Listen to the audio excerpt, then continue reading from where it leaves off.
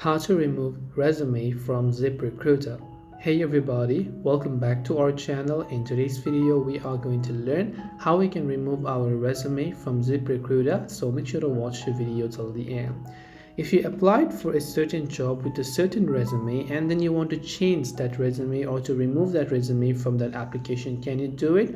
Well, unfortunately, the answer is no, because as of July 2019, there is no way to withdraw a resume from ZipRecruiter's consideration after applying for a job.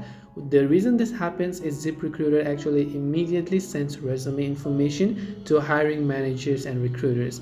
However, you can opt out of the resume database by simply letting employers find you, and you can just turn that toggle off, or you can choose to hide your profile from employers so that they won't be able to see your profile. As a result, they won't also be able to see the application that you provided. So hope this video helped to clear your doubts. If you have got any more questions, then feel free to also leave them down in the comment section. Thank you for watching till the very end, and see you soon in our next video.